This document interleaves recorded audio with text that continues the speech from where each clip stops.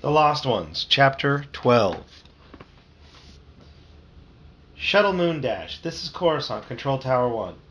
You are cleared to leave Space Dock. Bay doors opening in Gamma section. Captain Narakag opened her main comm channel. Thank you, Tower 1.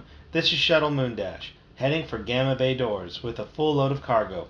She switched off the comm unit and grinned conspiratorially at her co-pilot, Trevor. A few more good payloads like this, she said, and I may just ask you to marry me. Her hazel eyes held a teasing look. Trevor grinned back, accustomed to his captain's sense of humor. Keep making good business deals like this one, and I may just accept. With the ease born of long practice, Narek guided her shuttle out of its docking bay in one of Coruscant's orbiting space stations. Coordinates locked in, she asked. Locked in and confirmed, her co-pilot answered the moment she finished speaking. Narek chuckled at her shuttle as her shuttle streaked away from the space dock, accelerating through the inner Coruscant system. She calibrated their hyperspace path for Bespin, the next planet on their run. You know, for a small-time operation, we're not half bad, Trevor finished for her. Not half bad, she echoed with a satisfied nod. Calculating hyperspace path. Almost ready, Trevor said. If we hurry, there might be enough time to deliver this cargo to Cloud City and still arrange for a second payload on the return trip. That would double our profit for this run. A pleased smile spread across Narek's face. She flicked her auburn hair to one side. I love it when you think like a businessman. Business person, Trevor corrected. Approaching top acceleration. Prepare for jump to light speed. Suddenly the Moon Dash lurched as if it had slammed into an impenetrable barrier. The tiny craft ricocheted, spinning uncontrollably. Alarms whooped and bright warning lights flashed across the control console. What was that? Narek demanded, shaking her head to clear the blurry spots from her vision. She stared out the viewport at empty space. I don't know, Trevor said. Nothing showed up on the sensors. It's supposed to be clear space. Well, it's the hardest piece of clear space I've ever encountered. Narakag shot back. Damage report. Not sure. Can you get us stabilized? Her co-pilot asked. Okay, looks like we got a lower hull rupture. Ah, there goes all our cargo. Engines running beyond the red lines. He swallowed. We are in deep trouble, lady. Then, as if to emphasize Trevor's assessment, a shower of sparks erupted from the main guidance console. Is that at the bad guy place? What do you mean? With, Remember how the Shadow Academy could cloak? Meaning, like, make itself invisible? No. Well, it could. And so that's probably what happened. This ship, the Moon Dash, crashed into the Shadow Academy, probably. Which Shadow Academy? The big space station where the Dark Jedis, like Baracus, were training the, took Jason and Jaina and now took Zek. Remember they captured Zek on Coruscant? Mm-hmm. Yeah, so that's probably what they were into. Hey, they also caught, what's their friend? Zek. No, the other friend. Lobaka? The other one? Tenel-Ka? Yes. They didn't capture Tenel-Ka. Tenel-Ka was with Luke Skywalker and came to rescue him, remember? Loey! Yeah, Lobaka. Dad. Yes. At least they have a hashtag. Well, they have a dummy, and actually their real enemy with them to practice. And he can just slice through the dummy with a lightsaber. Moon Dash careened out of control. Emergency, Coruscant 1. This is Shuttle Moon Dash. We've struck unknown space debris. Trevor yelled into the comm unit. A burst of static from the speaker grill was accompanied by a squeal of feedback and another spray of sparks. Narakag coughed and tried to wave away the smoke. She flicked a pair of switches. Aft thrusters not responding, she said in a terse voice. Still scanning the area. There's nothing. What did we smash into? News ain't any better from where I sit, Trevor said. Can't get much worse. It can't, huh? Well, it just did, Narek said, with a hard gulp. I guess I'd better ask you to marry me after all. Trevor caught sight of the readout that had grabbed his captain's attention. He groaned aloud. An unstoppable chain reaction had begun to build inside their engine chambers like an avalanche of deadly energy. Within seconds, the moon dash would explode like a small supernova. Always wanted to get married. Out among the stars, he said. Tears stung his eyes, probably from the acrid smoke, he thought. Never had a better offer. He placed his hand over hers. I accept, but I have to say that your timing stinks. She squeezed his hand, then looked down at the panels. Uh-oh, hyperdrive engines are going crit. The moon dash erupted in a silent shower of molten metal and flaming gases fading to black. Jaina paced the main living area of her family's quarters in the Imperial Palace like a caged jungle creature she had seen once in the holographic zoo for extinct animals. She hated inactivity. She wanted to do something. Jason and Tenelka had gone out again to look for Zek, taking along C-3PO and Anakin, while Loie was off working with his uncle Chewbacca. When Jason had pointed out that it would be a good idea for someone to stay behind in case Zek or Peckham tried to reach them, Jaina had reluctantly agreed to be the one. She had finally broken down and tried to contact old Peckham up in the mirror station, though he was due to return home that day. At his station holopanel, Peckham had answered right away. But as she started to explain that Zek had disappeared, the old man's fuzzy image quickly deteriorated. His response was all but drowned out by static. Can't understand your not receiving transmission returning tonight. The station's central multitasking unit was getting progressively worse, and communication wouldn't be possible until she saw Peckham face to face. By the time her mother came home from midday meal, Jaina was ready to scream from just sitting around.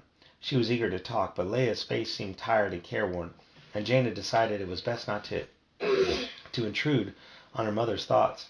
She brought Leia a warm lunch from the processing station and sat down to eat beside her in silence. A few minutes later, Han Solo dashed in and rushed over to his wife. I came as soon as I got your message. What is it? A grateful smile lifted the corners of Leia's mouth as she looked at her husband. I need to get your opinion on something, she said. Do you have time to sit down and eat with us? Han flashed her a roguish grin. Midday meal with the two most beautiful women in the galaxy? Of course I got time. What happened? Another disaster like the Imperial attack? He helped himself to a bowl of warm Corellian stew. A disaster, all right. Leia took a deep breath. A shuttle blew up this morning just as it was leaving orbit. Jaina looked up in surprise, but her father nodded. Yeah, I heard about it an hour ago. Leia's brows drew together in a frown of concentration. No one seems to know what happened. What could have caused something like that?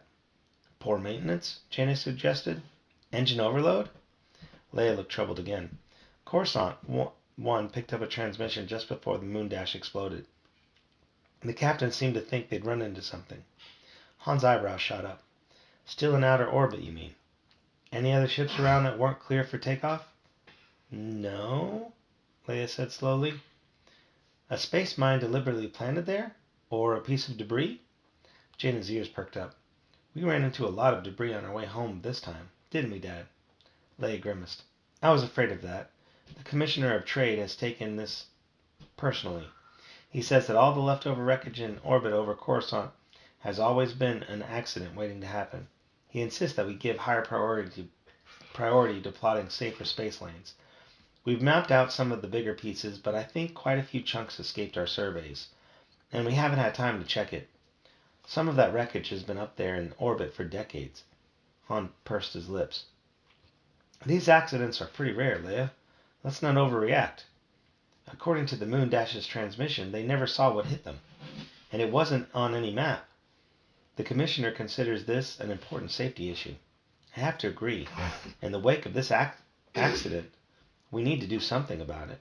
How much work would it be to map the orbits of the larger pieces of wreckage, Han asked. Quite a bit, and time-consuming too, Leia pinched the bridge of her nose as if she had suddenly been assailed by another headache. I'm not even sure the New Republic has resources to commit to a project like that. Maybe I could help, Jaina interrupted, fixing her interest on an idea that would take her mind off Zek. After all, Uncle Luke said we were supposed to choose a study project while we're away from the academy. Loie and I could map the debris for you. It sounds like fun. Jaina looked from the datapad on the computer screen, then at the holographic simulation. Okay, this is the next trajectory, Loie. She stretched, trying to loosen the knotted muscles in her shoulders, then rubbed her bleary eyes, but her vision did not clear. They had been at the task for hours. She couldn't imagine why she had never thought it would be fun. She couldn't imagine why she ever thought it would be fun. The lanky Wookiee carefully programmed the orbit she had indicated, and another glowing streak appeared on the holomap. Jaina groaned. This may be an important job, but I sure thought it would be more interesting. Loie grumbled a reply. MTD translated. Master Lobaka maintains that although plotting swarms of orbital debris never should have seemed an interesting project in the first place, schoolwork is rarely interesting. This job, at least, carries a certain amount of urgency. Loie growled another comment. Furthermore, he points out that the project is only approximately 12% complete, and he will be most gratified when it is finished. Jaina sighed wearily and ran her hands through her straight brown hair. Well then, she said, what are we waiting for?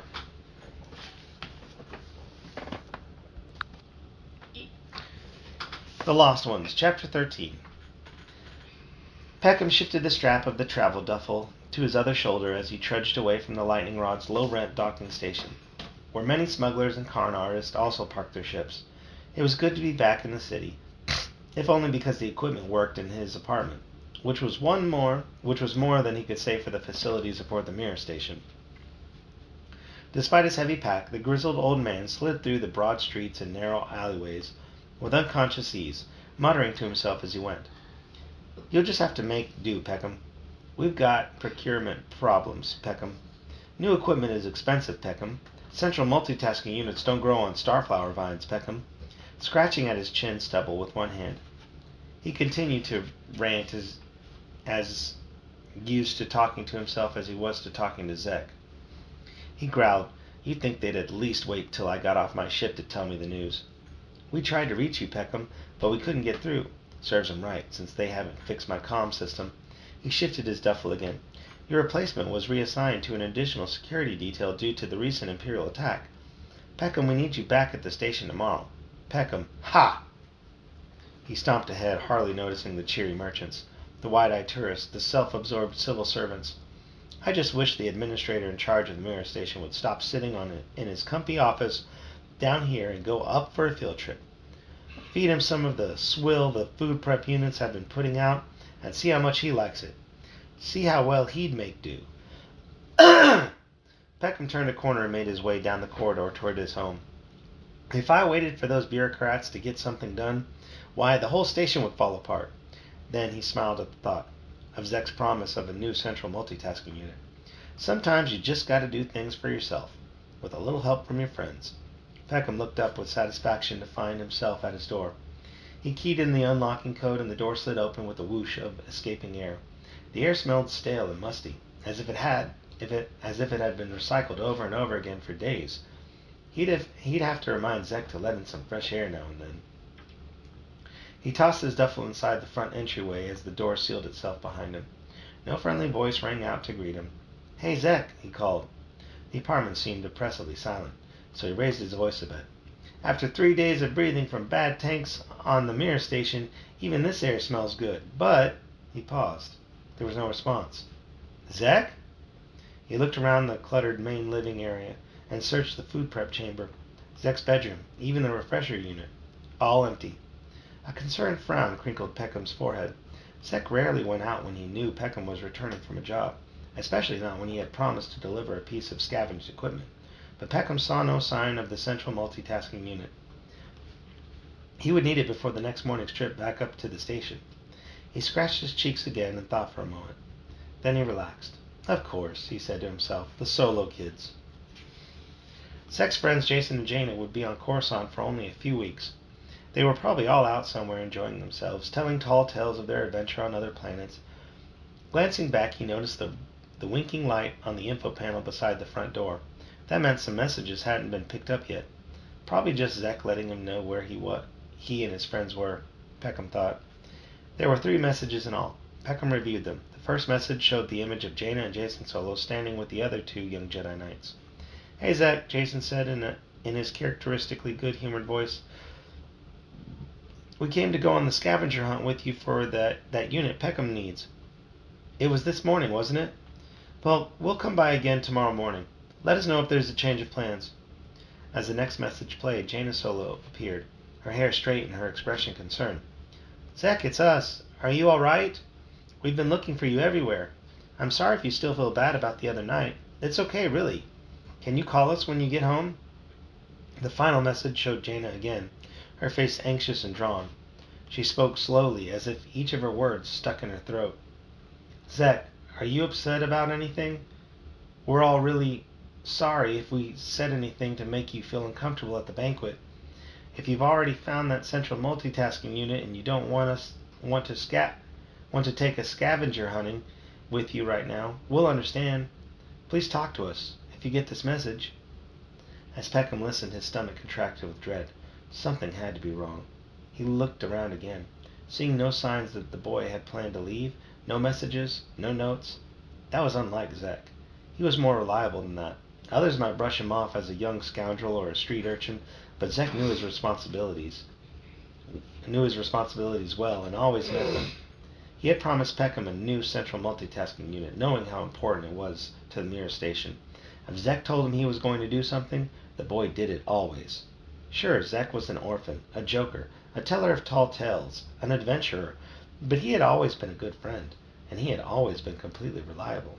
Almost before he knew it, his decision was made, stopping only to leave a brief video message for Zek on the info panel, just in case the boy came back. He headed out the door toward the palace. Hey, I'm glad to see you, Jason said, opening the door to find Peckham standing there, bedraggled and distraught. Do you know where Zek is? Have you seen him? Have you heard from him? Peckham's face gave Jason his answer. I was hoping maybe you'd have some news for me, the old spacer said.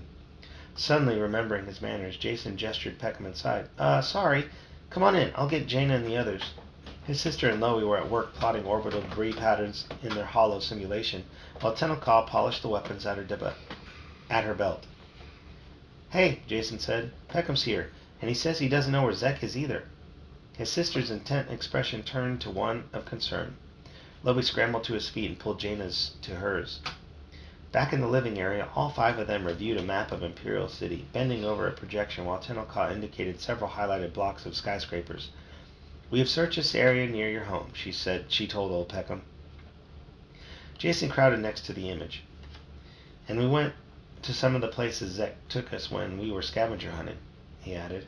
The ones we could find our way back to, that is. Peckham nodded, scratching at his stubble, a distracted look on his face.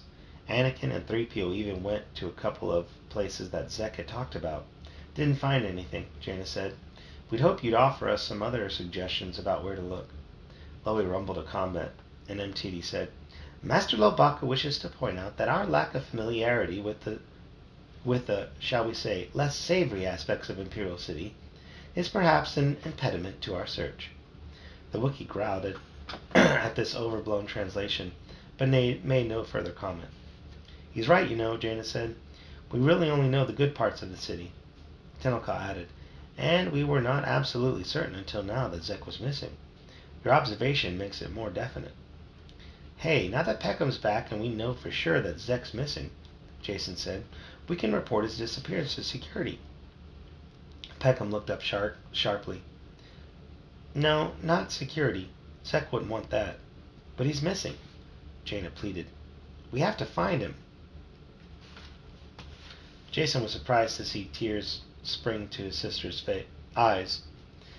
Yes, Peckham agreed, but Zek has had a few misunderstandings with security before, and he would thank us for calling them in. And he wouldn't thank us for calling them in. Don't worry, though. I could probably think of a lot of places you wouldn't have known to check. Well, Jason said reluctantly, that means we'll have to keep searching by ourselves then. But your ideas will be a big help, Peckham. I guess it's still up to us. Zek is a tough kid, Peckham pointed out with forced optimism. He's been through a lot and he can take care of himself. Then his voice dropped. I sure hope he's all right. The Lost Ones, Chapter 14. Inside his plush new quarters at the Shadow Academy, Zek awoke feeling oddly refreshed and exhilarated. He had slept deeply and well, as if he had somehow needed recharging. He wondered if Brachus had placed some sort of drug in his food. Even if that was the case, he thought, it was worth it, because he had never felt so alive or so enthusiastic. He tried to stop thinking positively, tried to summon up some anger at being kidnapped and dragged off to the Imperial Station. But Zek could not deny that he was being treated with more respect than he had ever experienced before. He gradually began to think of this place as his room rather than as a cell. He showered until his body tingled with warmth and cleanliness, then spent altogether more time getting ready than he should have. He didn't care, though. Let Brachus wait. It would serve him right. Zek didn't want to be here no matter how much attention the leader of the Shadow Academy paid him. He was concerned about old Peckham and knew that his friend must be wild with worry for him by now. He was pretty sure that Jason and Jaina would also have sounded the alarm, but Zek guessed that Brachus knew how to deal with that. Zek just had to bide his time until he could come up with a plan. What does bite time? Bide time? I thought it said bite. No, bide. Just had to bide his time. What does bite mean? I'm not sure how to... The expression to bide their time... how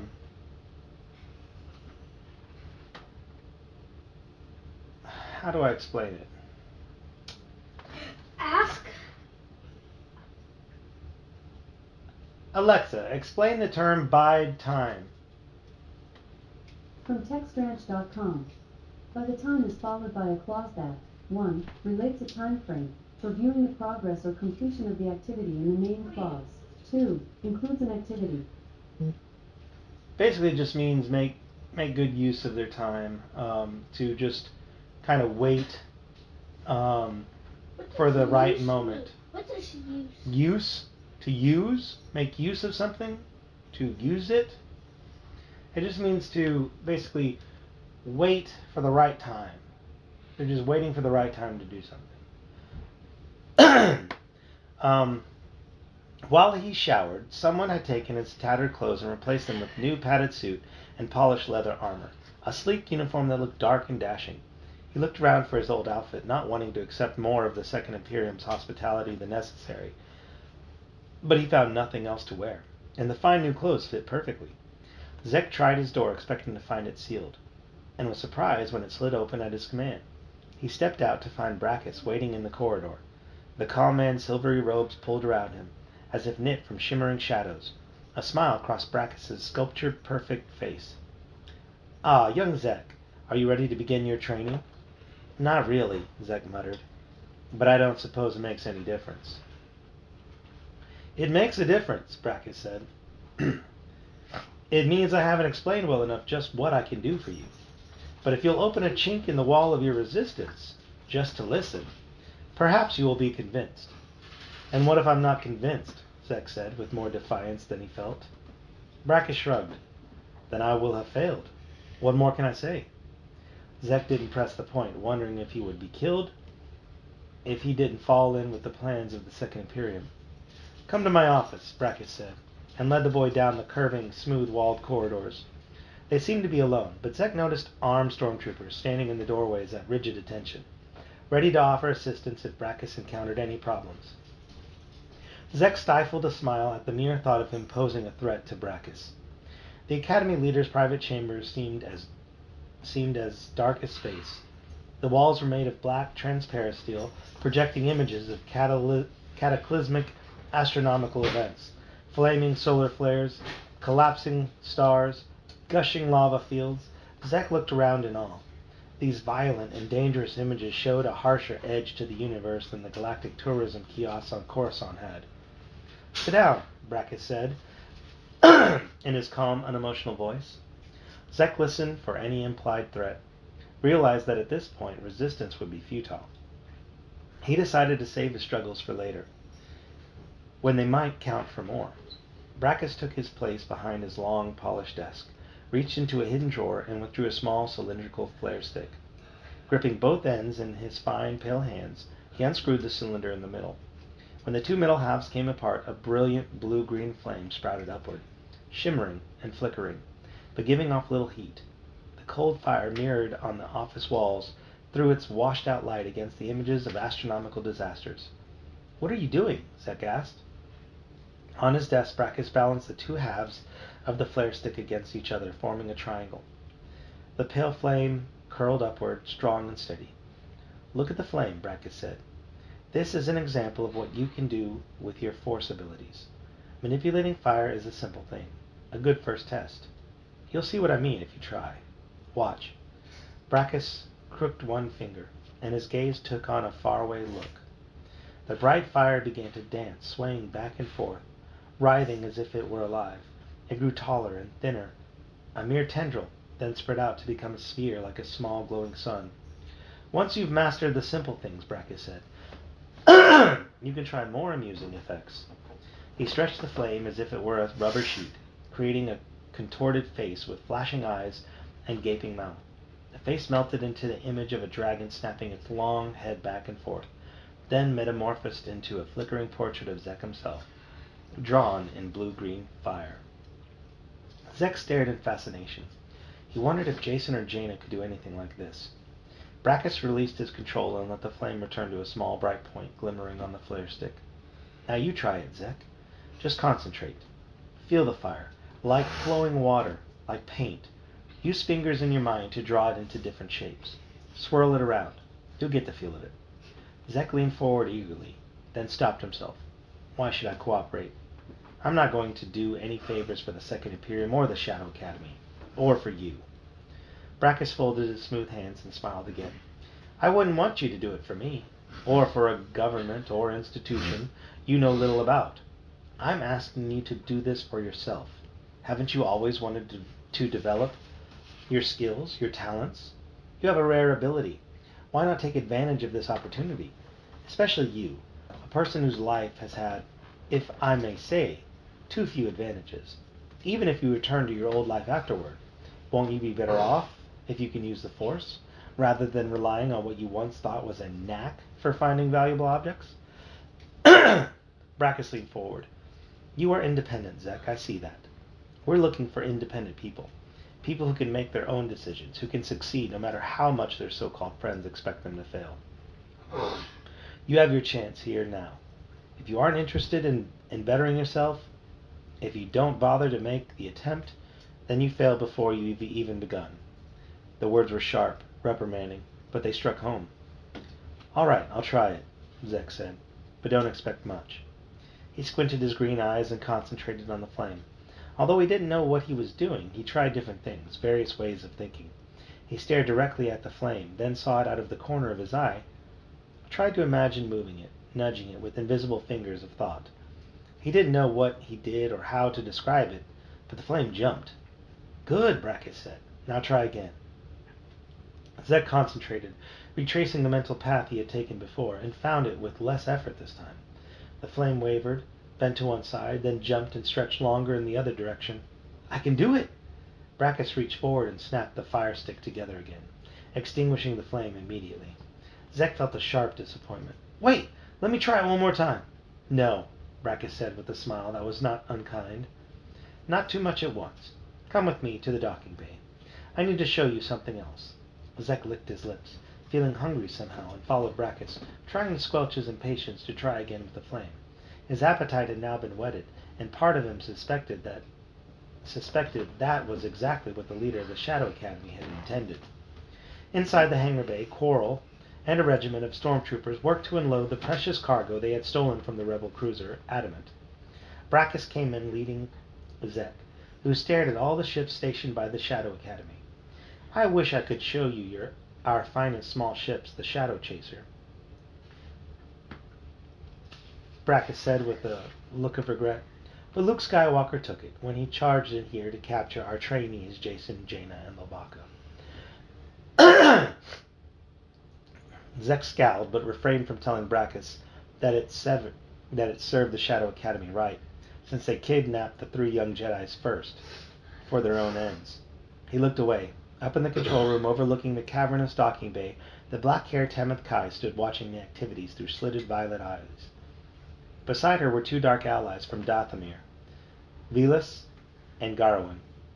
Zek flinched, his lips curling downward in anger as he noted that these were the ones who had stunned him and taken him from Imperial City. "Pay them no mind," Brackus said with a dismissive gesture. "They're jealous because of the attention I'm paying you." Zek felt a surprising flood of warmth and wondered if the comment was true, or just something Brackus had said to make him feel more special. One of the stormtroopers stopped in front of them and saluted. "I have an update for you, sir," he said to Brackus. "Our repairs on the upper deck tower are almost complete. We should have it fully functional in 2 days."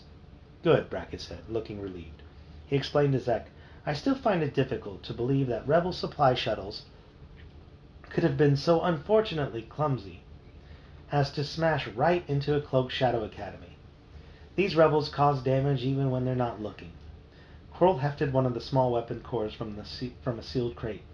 Zek guessed from the melted, blackened craters around the control panels that the stormtroopers must have used blasters to break the cyber locks.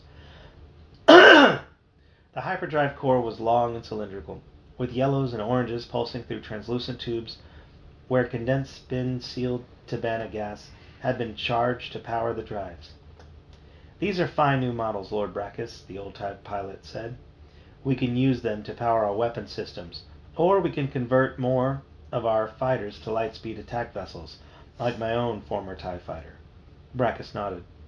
"We must let our leader make that decision, but he will be greatly pleased to see this new increase in our military capabilities. Be careful with those components, though," he said sternly.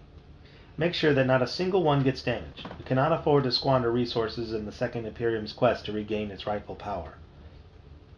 Quirrell nodded and turned away. "You see, Zek," Brackus said, knitting his pale eyebrows together, "we are truly the underdogs in this struggle.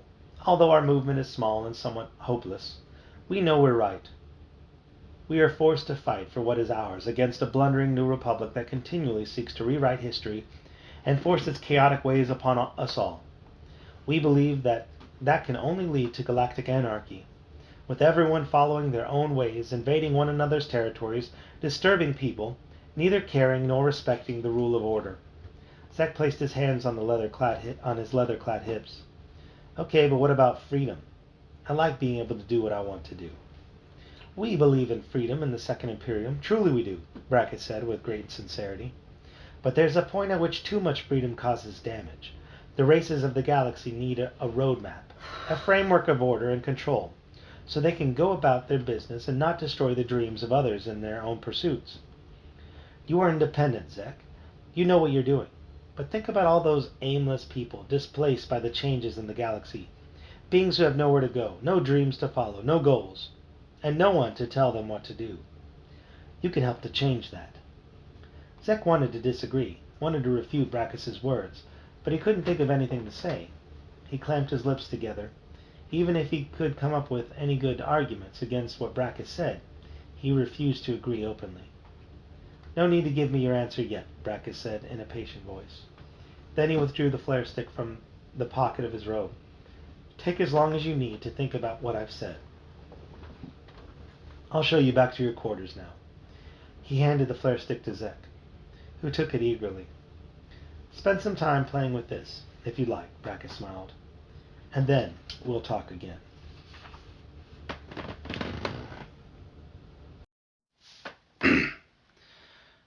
The Lost Ones, Chapter 15. Jaina spread her hands in confusion as Peckham began to describe some of the places where Zek might have gone.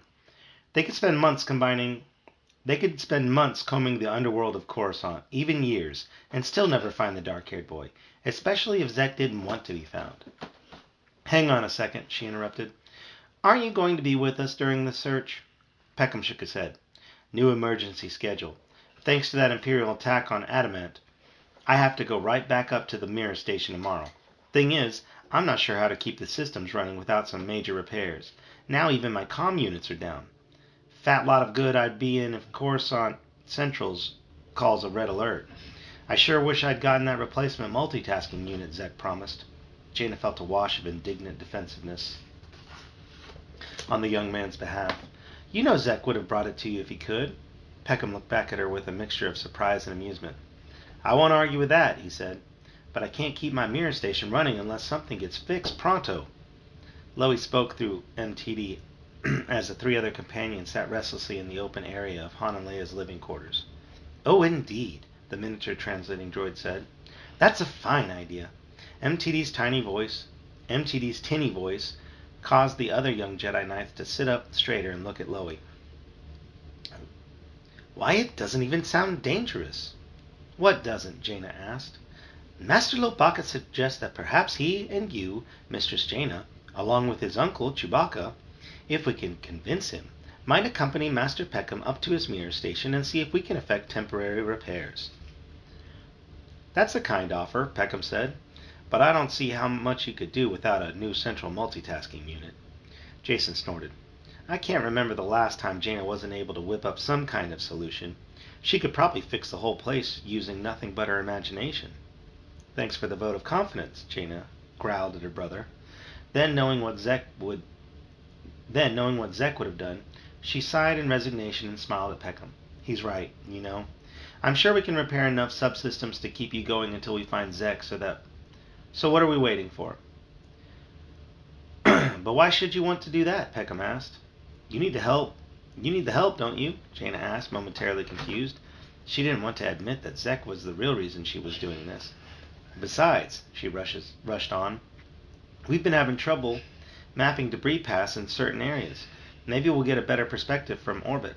Meanwhile, Jason, Tenel Ka, Anakin, and 3PO can keep searching for Zek down here and the places you suggest."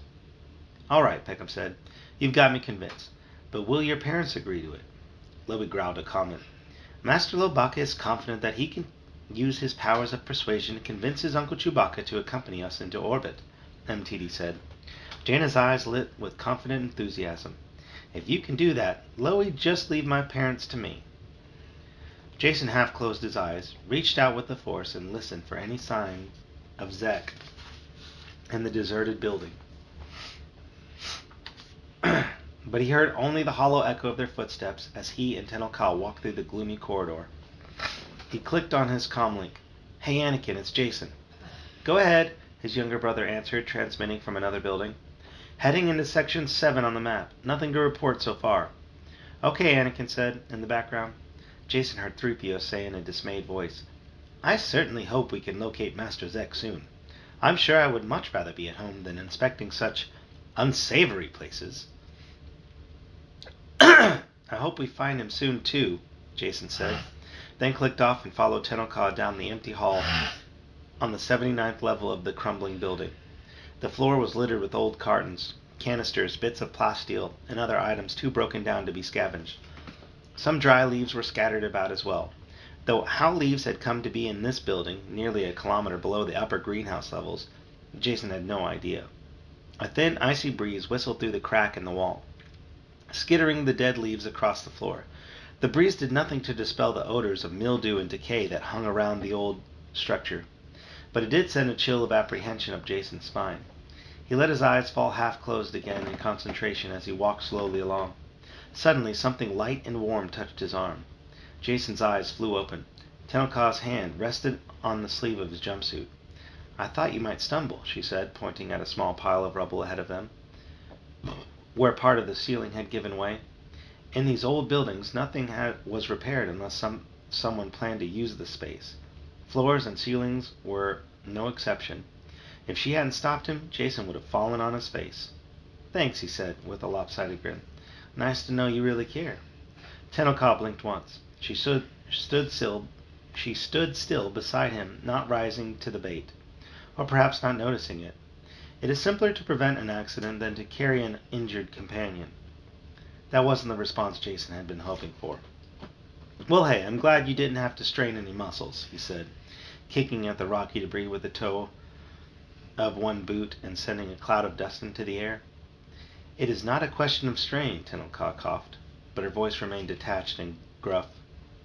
"I could lift you easily should the need arise." She stepped around the rubble, but I saw no need. Jason followed her, wondering why he always managed to make an idiot of himself in front of the calmly competent Tenel Ka. He grimaced. At least if he had twisted an ankle, he might have had the compensating pleasure of Tenel Ka's arm around him to help him out. Jason shoved the surprising mental image aside, realizing that Tenelka would probably be aghast if she knew the turn his thoughts had taken. Besides, the only thing he should be thinking about right now was finding Zek. Using a map on their datapad, they tried to be methodical in their search, concentrating on buildings where old Peckham said Zek most often did his scavenging, walking from one end of the building to another. Each of them would reach out with Jedi senses, trying to find their friend, looking for any sign that he had been there. Once they were convinced Zek was not close, Jason and Tenelka would take the stairs, a turbo lift, or a chute slide a few floors down, and begin a search of the next level. If they again found no trace of Zek, they would move to the next likely location, using the aerial catwalks like bridges that bridge the gaps between the buildings. Many of these walkways had not been repaired for hundreds of years, and they creaked as the two young Jedi crossed them. Anakin and 3PO were doing the same in other buildings. Jason's younger brother was absolutely delighted to have a break from the Golden Droid's daily tutoring. As the day wore on, Jason grew tired. The longer they spent in the murky lower reaches, the more uncomfortable he grew. A sense of urgency stabbed like a needle at the back of his mind. Zek had been missing for days, and they had to find him soon. Before long, it would be too late for the dark-haired boy. He wasn't really sure why, but he knew that it was true. They searched dozens of buildings and crossed as many walkways, but found no clues. The deeper they descended, though, the more signs of life they found. Low life. Creatures scuttled past them to hide in every shadowy corner. When corridors were too narrow for them to walk side by side, the two young Jedi took turns leading. Jason watched Tenelka in the light of her glow rod as she headed down another cramped stairwell into the inky darkness. Her reddish gold braids bounced slightly as she made her quiet descent. At one point Tenelka faltered, then regained her footing and continued her smooth pace. "Broken stair," she said, turning to point out the rough area. "Be careful." Just then a dark fluttering shape rose up behind Tenelka. With a keening shriek, instinctively she whirled and lashed out at the thing, dropping her glow rod in the process, but the more Tenelka batted at the creature, the more frantically it shrieked and flapped about her head. As soon as Jason understood what was happening, he reacted. "Hold still," he said, moving toward the squealing creature, which had managed to tangle itself in Tenelka's long braids. "It's probably scared of the light." Tenelka instantly held still, though he knew it must have gone against her instincts.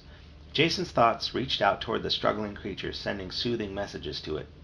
Gradually, the winged rodent grew calmer and allowed Jason to touch it. Careful not to make any startling movements, he gently disentangled its claws from Tenelka's hair.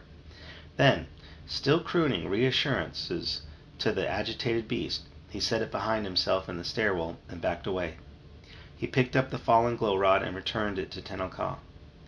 "Hey, are you all right?" She nodded curtly, and Jason suspected that she was embarrassed at having been unable to handle a small flying rodent without his assistance. As they resumed their search, he tried to get her mind off the incident. "So do you know why the bantha crossed the Dune Sea?" "No," she said. "To get to the other side." He laughed out loud. "Ah," Tenelka said without even stopping to look at him. "Aha." He had expected her to be more subdued after the encounter with the winged rodent, but she continued at her usual pace. Jason began to wonder if anything could penetrate her cool confidence. Though part of him admired her fortitude, another part wished that she had been more impressed by the way he'd gallantly come to her rescue. At the next walkway, it was Jason's turn to go first. The rickety bridgework was littered with the usual debris of rocks and plasteel. It creaked when he stepped out onto it, high above the ground. "Be careful," Tenelka said from behind him, completely unnecessarily, as far as he was concerned. "I think we're getting close to that old crashed shuttle," he said, choosing to ignore her remarks. "I'm pretty sure it's just on the other—" The walkway shuddered beneath him, and his heart gave a lurch as metal support struts sheared away from the shrieking noise. With a shrieking noise. He grabbed the rusty rail. "Hold still," Tenelka called out, but it was too late. With the sound of popping bolts and twisting plasteel, the walkway sagged downward, split in the middle. As if in slow motion, Jason watched large chunks fall away as the bridge floor beneath his feet tilted at a crazy angle. A whizzing sounded in his ears, followed by a soft clank. He felt himself slide toward the deadly gap, and he grasped the railing. but the corroded metal broke away in his hand. He yelled for help, reaching back for anything to hold on to, and felt a strong arm wrap around his waist. Then he found himself being swept forward. Almost before he realized what had happened, Tenelka had swung both of them across the chasm on a fiber cord rope, and deposited them onto a sturdy metal stairway on the opposite side. With a creaking groan of protest, the remainder of the bridge gave way behind them and fell in ominous, eerie silence into the deep blackness below. It wasn't until Tenelka released them that Jason realized they had been clinging together for dear life. After what they had just been through, the metal stairway where Tenelka had anchored her rope seemed none too safe to Jason. Nevertheless, the two young Jedi Knights stood in silence for a moment longer, staring down into the bottomless gap between the buildings. "I guess we make a good team, always rescuing each other," Jason said at last. "Thanks."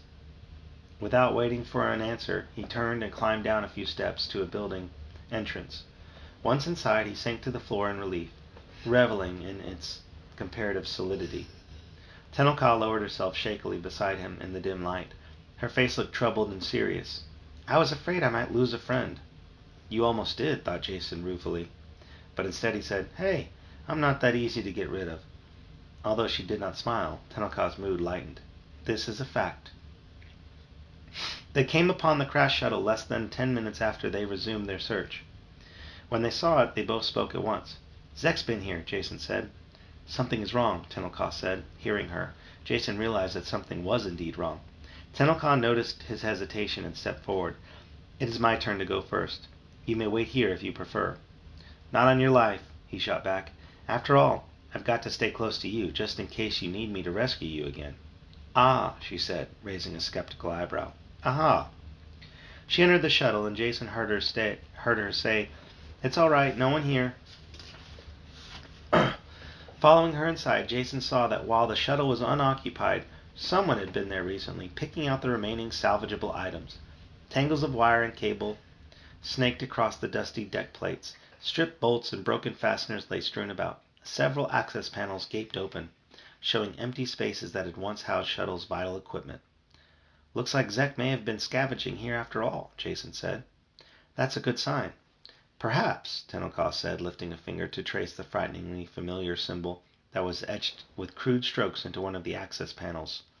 "Or perhaps not." Jason looked at the fresh scratches that formed a triangle surrounding a cross, the threatening symbol of the Lost Ones gang. Jason swallowed hard. "Well," he said, "I guess we know where to look next."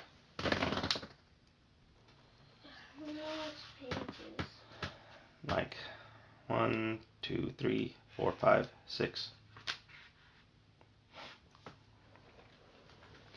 Those aren't pages. Okay, bro, I'm gonna read then 3 pages. Chapter 16. Still deeply worried about Zek, old Peckham piloted his battered supply ship, the Lightning Rod, out of its sheltered hangar. The New Republic would have provided him transport if he'd requested it, but Peckham liked to take his own ship. Though even on its best days it functioned less reliably than the Millennium Falcon, and it had never been made to carry so many passengers. Loey crammed himself beside Jaina into the back compartment, his ginger-furred legs stiff and awkward as he maneuvered his lanky Wookiee body into a seat built for someone a little more than half his size. Though he wished he had the T-23 Skyhopper his uncle Chewbacca had given him the day he started at the Jedi Academy, but the small craft was still on Yavin 4. Peckham had cleared tools and cartons of junk from the Lightning Rod's cockpit. How about ship right? Huh? Right there.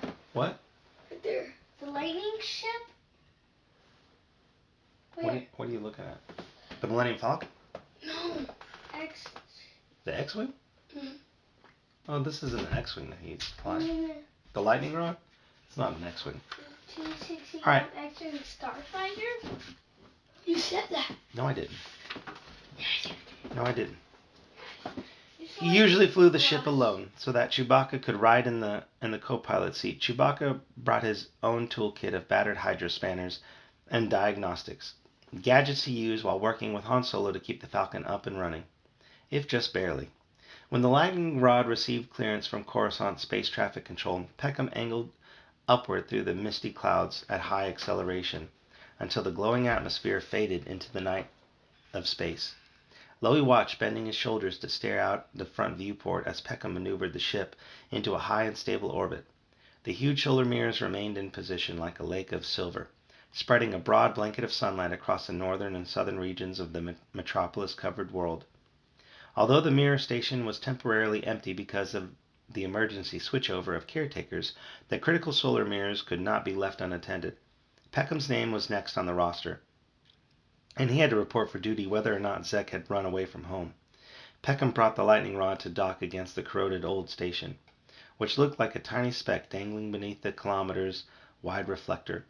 Chewbacca and Lowy blatted to each other in Wookiee language, expressing their admiration for the huge orbital mirror. The thin silvery fabric was like an ocean of reflection, only a fraction of millimeters thick. It would have been torn to shreds had it approached Coruscant's atmosphere, but in the stillness of space the mirror was thick enough.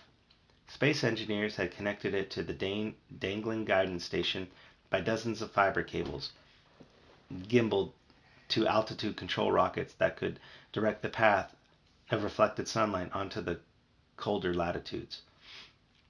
With the lightning rod docked, Peckham opened the access hatch, which still bore markings from the Old Republic, and they all scrambled into the austere station where they could spend the next few days. "Well, isn't this cozy?" Jaina said. "According to my dictionary programming, I should think cramped is a better word," MTD observed. "I am fluent in over 6 forms of communication, you know." The metal ceiling was low and dark, strung with insulation-wrapped coolant tubes and wires running to control panels.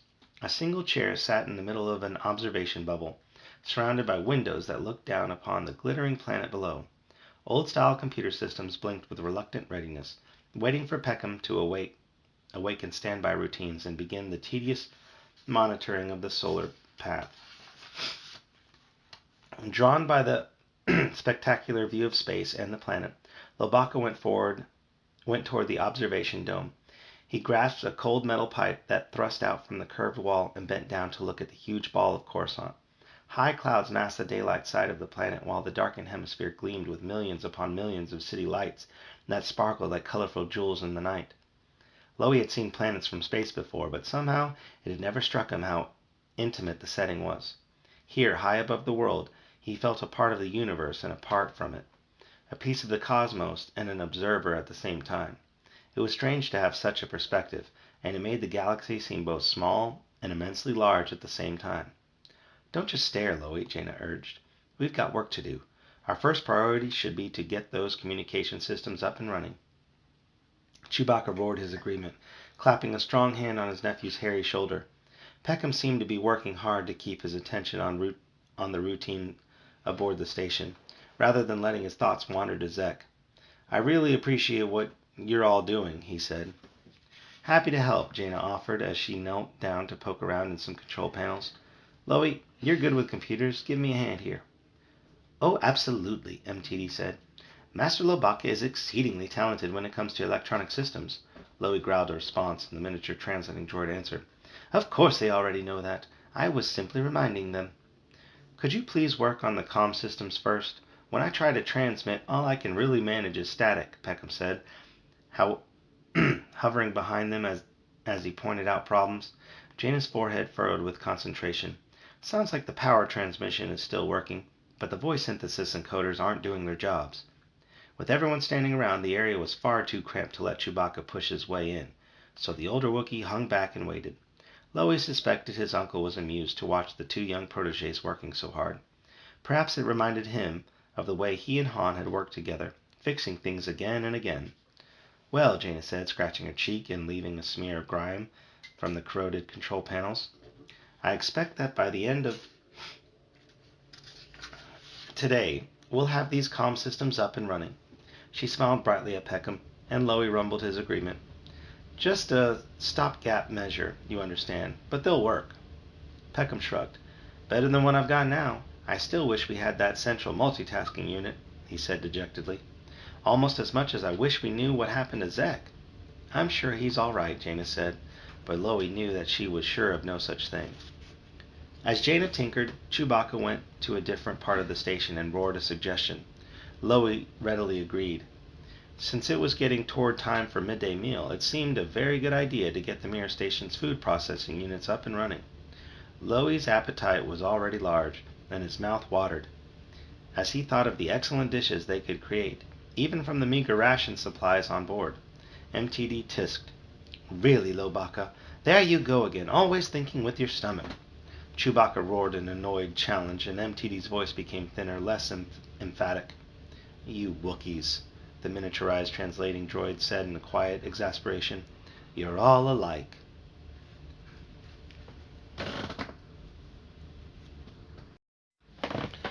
The Lost Ones, Chapter 17. Jason had gotten distracted so many times during their scavenger hunt for the Hawkbat egg with Zek that he would never have been able to retrace his steps through the labyrinth of Coruscant's lower levels.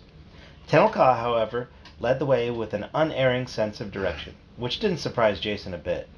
The buildings drew closer together, became more dilapidated, more ominous. The walls were dark and smeared with sickly, discolored blotches that looked like centuries-old bloodstains. Jason saw the ever-present cross-triangle gang symbol, chiseled into the duracrete, bricks or splashed on with bright, permanent pigments.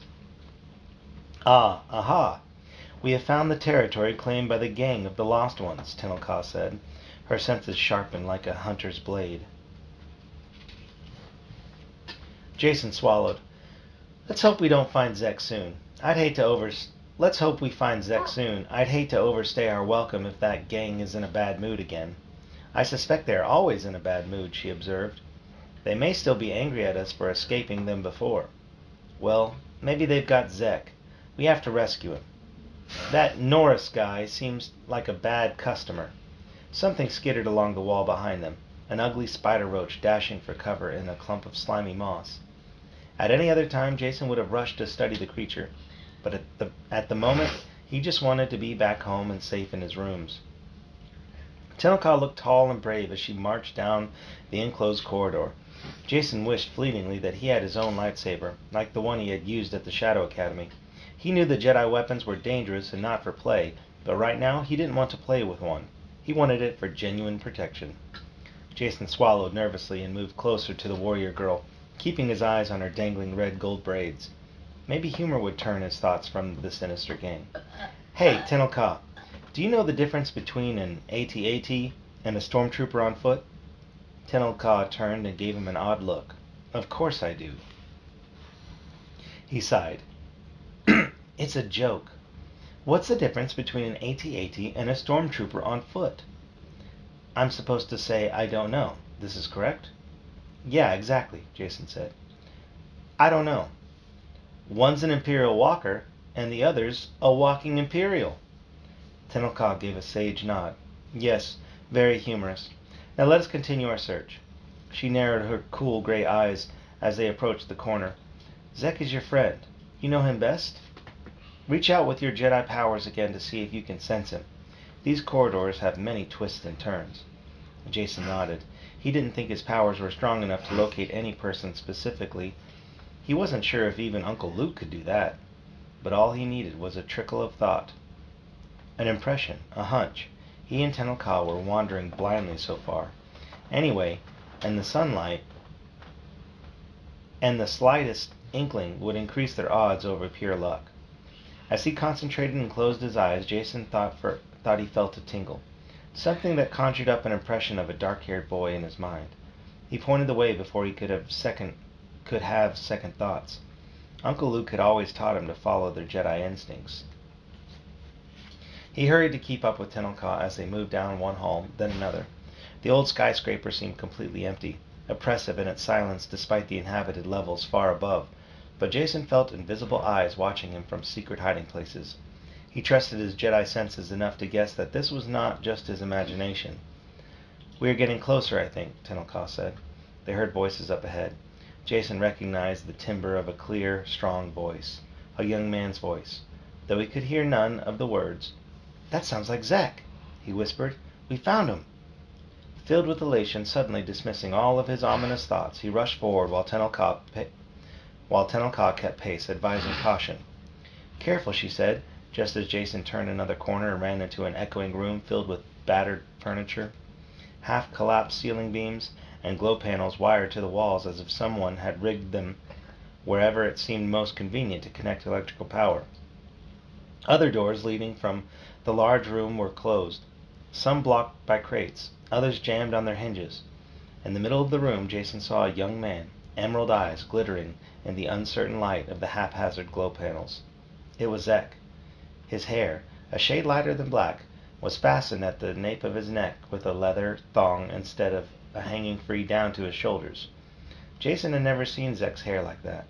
His friend's clothes were also different, clean, dark, padded, as if they were a uniform, and much more stylish than the suit he had worn to the diplomatic banquet for the ambassadors from Karnak Alpha. Sitting on chairs or sprawled on ragged cushions sat a dozen tough, hard-bitten kids, all in their middle to late teens. Most were boys, but a few girls looked wild and rugged enough to take Jason apart piece by piece, like an obsolete droid. The lost ones. "Hey, Zek!" Jason cried. "Where have you been? We've all been worried." Startled from his speech, the dark-haired young man drew himself up, frowning at Jason and Tenel Ka. His green eyes flashed with momentary surprise and delight, but he quickly masked his expression with a scowl. Zek appeared to have aged a dozen years in the few days since his disappearance.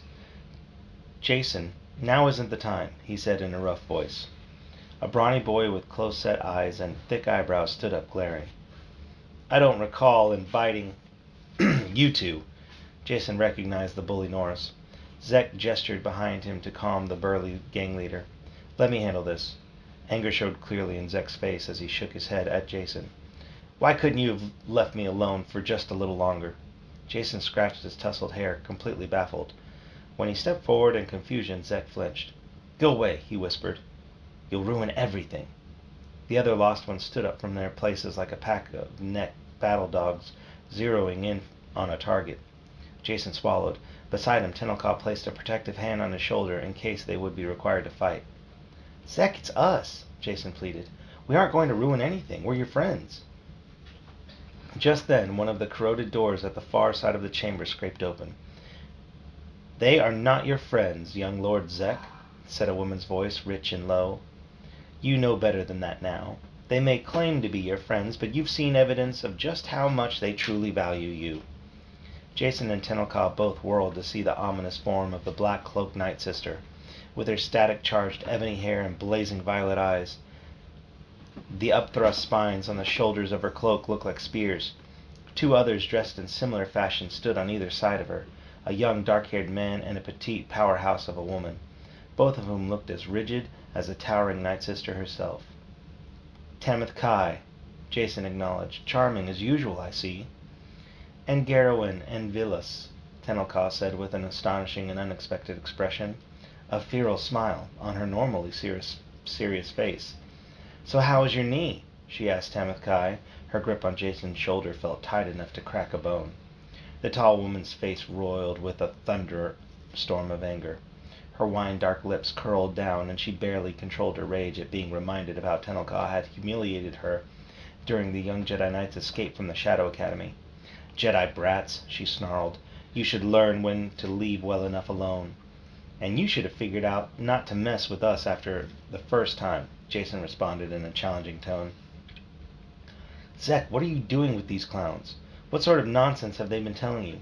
Zek seemed to waver for a moment, but his voice was strong. "They're offering us, all of us, an opportunity, a chance we never had before." "Like what?" Jason said, genuinely mystified. "What could these losers possibly offer you?" "They're taking us back to the Shadow Academy to train us," the burly gang leader, Norris, said. "Now we'll have our own shot at being powerful." "But not everybody has Jedi potential," Jason said reasonably, trying to keep Zek talking until he or Tenel Ka could figure out what to do. "I do." "You would have known that if you'd bothered to test me," Zek said defiantly. "And anybody who joins us but doesn't have the talent will be recruited into the Imperial military forces, given responsibilities and a chance for advancement in the Second Imperium." "Oh, Zek," Jason said, shaking his head. "Those are all lies designed to lure you into dropping your guard." "They are not lies," Tamith Ka interrupted, her melodious voice holding the potential for deadliness. We will keep our promises. You will all be given equal opportunities, without regard to your social status in the rebel worlds. The Second Imperium won't judge who you are, only what you do for us." "Zek," Jason cried, "how can you trust them? These are the people who kidnapped me and Jaina." "Yes," Tamakai continued, "and we have learned our lesson. High-born noble pups such as you are no more worthy of being Imperial Dark Jedi than any other student." Her violet eyes glared daggers at Tenelka. "Zek," Jason whispered quickly, "this is your chance. Trust me on this. You're in great danger. You could escape now. Get away." But his formerly happy-go-lucky friend gave him a look that was somewhere between pity and a plea for understanding. Jason thought he saw a glimpse of the deep sadness that touched the young man's heart. Zek said, "You don't understand, Jason. You can't because you've always had too much. You've never wanted for anything.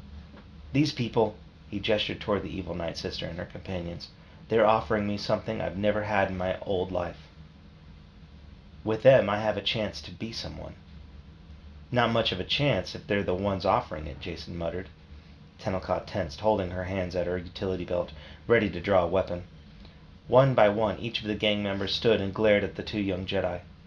The burly Norris and the other lost ones seemed to have been hypnotized, and Jason wondered if Tamith Kai or the others were using some sort of force trick to make them more susceptible to insidious suggestions. Tenelka whispered, "Jason, we must leave while we can still bring help." Jason tensed, ready to turn and run. He clicked on the comlink, hoping to signal Anakin and 3PO, but before he and Tenelka could sprint to the door, Vilas pulled out a blaster. "We can't risk any more of your meddling," Garwin said. "There's too much at stake." Jason and Tenelka managed to take a few running steps before Stunbolt slammed into them from behind. They plunged headfirst into helpless unconsciousness. Chapter 19. Nope. Chapter 20. Nope. Chapter 30. You're fired. Chapter a million. The Lost Ones. Chapter Daddy. The Lost Ones, Chapter 18. Brackus sealed the locking mechanism on the door to his private office, changing the access code to make absolutely certain no one could disturb him. He wouldn't allow even Tamith Kai to eavesdrop on his special communications with the great Imperial leader. Brackus always found inspiration on the walls of his Shadow Academy office, where the exploding stars, broken planets, and cascading glaciers reminded him of the fury locked within the universe. By using the dark side as his focus, Brackus tapped into the incredible energy and used it for his own benefit, to help pave the way for the return of the Empire. He set the glow panels to low as he waited for the contact. Checking his chronometer, speaking with his ominously powerful leader filled Brackus with both terror and awe. And he was forced to use Jedi calming techniques though patience was very difficult. The great leader of the Second Imperium had enormous burdens and responsibilities. He was frequently late for his scheduled communications. Not that Brackus would ever dare mention it. The leader set his own schedule. Brackus was merely the dutiful slave who knew his place in the grand scheme. Just as the rebels depended on the overestimated protection of their vaunted Jedi Knights, so the new leader would have his own secret weapon, an army of dark Jedi who could use the dark side of the Force to carve a broad place in history for the Second Imperium. But dark Jedi were notoriously dangerous and unstable, prone to delusions of grandeur. Realizing this risk, the great leader had taken precautions to protect himself from the Shadow Academy. The huge ring-shaped station was riddled with deadly explosive detonators threaded through the life support systems, the hull, and thousands of other places that Brackus neither knew nor wanted to consider. The moment his dark Jedi gave hints that they might get out of control, the great leader would detonate those explosives and end the experiment without remorse. Brackus had to show success after success to keep his powerful master happy, and the Shadow Academy had recently had several spectacular accomplishments indeed. With a humming sound, the holographic generator in his sealed office activated, and Brackus snapped to attention. The air shimmered in front of him as a massive image crystallized into focus. Transmitted from some far distant hiding place in the core systems, static rippled along the edges of the gigantic cowled head that loomed over Brackus, scowling down at him. Brackus instinctively averted his eyes, bowing his head in reverence. After performing the appropriate gestures of obedience, he looked up into the face of the great leader of the Second Imperium, the hooded, wrinkled form of Emperor Palpatine himself. I thought he was dead.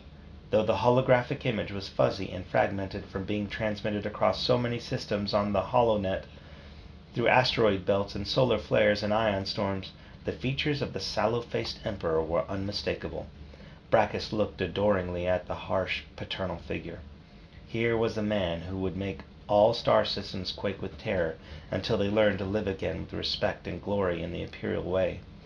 The Emperor's skin was ravaged with wrinkles, brought on by too deep an immersion in the potent powers of evil. His yellow reptilian eyes blazed from hollowed sockets, and wattles on his neck hung down like the throat sac of a scrawny lizard. Brackus knew that the rest of the galaxy thought the Emperor had died many years ago, first in the explosion of the second Death Star, and then 6 years later in the destruction of the last of Palpatine's clones. But the Emperor's death must have been some kind of illusion, because Brackus could see the transmission with his own eyes. He could not guess how the Emperor had survived, what sort of trick the great man had played on everyone, but with the Force many things were possible. Master Skywalker had taught him that. When he finally spoke, the Emperor's voice was harsh and raspy. "So, insignificant one, what is your report for today? More successes, I hope? I am tired of failures, Brackus. I grow impatient to bring about my reign in the Second Imperium." Brackus bowed again. "Yes, Master. I have good news to report. We are sending along the hyperdrive course and turbo-laser batteries stolen from the rebel supply ship, as you ordered. I think your glorious military machine will make efficient use of them." "Yes," Palpatine hissed. Brackus continued. "Here at the Shadow Academy, your new force of dark Jedi grows more powerful each day. I am particularly pleased that we have uncovered new candidates from the underworld of Imperial Center, exactly as you suspected, my master. No one will notice their disappearance, and we are free to turn them." "Yes," the Emperor said. "I told you it would be simpler to turn candidates whose lives held little hope. It is especially ironic to snatch them from under the very noses of the rebel usurpers in the government." Brackus nodded. "Yes, indeed, my master. We merely offer the new candidates something they need, and they are desperate to take it from us." "Ah," the image of the Emperor said. He seemed almost proud. Brackus drew a deep breath before continuing. "Naturally, many of these new candidates have no Jedi potential, but still they remain eager for opportunities. Therefore we have begun training one group as elite stormtroopers. They know the underworld of Coruscant very well, and could prove to be effective spies or saboteurs, should we choose to employ them in such fashion." The projection of the Emperor nodded inside his cowl. "Agreed, Brackus. Very good." A ripple of static flickered across the transmitted image, and the Emperor's voice wavered. "You shall survive another day." "Yes, my master," Brackus said. The expression on the Emperor's ravaged face grew stern.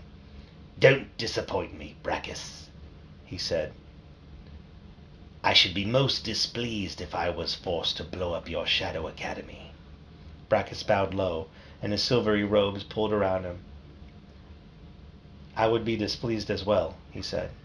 The holographic image of the Emperor shimmered, then broke into sparkles of static as the transmission cut off. Brackus felt himself trembling all over. As he did, each time he spoke to the awesome Palpatine. Exhausted, he sat down again at his desk and began to review his next set of plans. Awesome Palpatine? What? John Palpatine. Oh. Exhausted, he sat down again at his desk and began to review his next set of plans, obsessively, careful not to allow any mistake.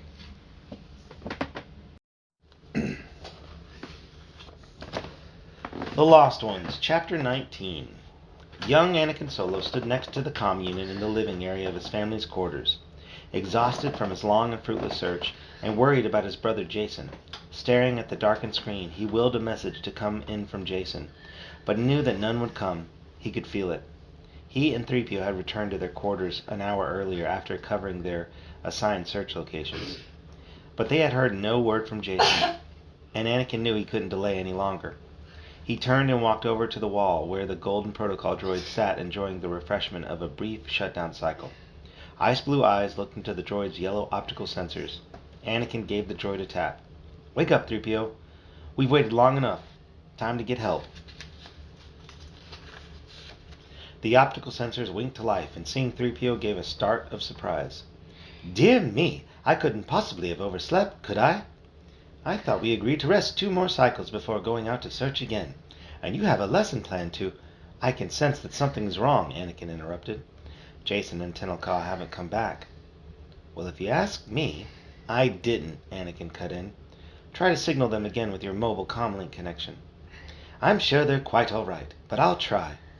3PO tilted his head sideways and stared off into space for a few seconds. "Any response?" Anakin asked.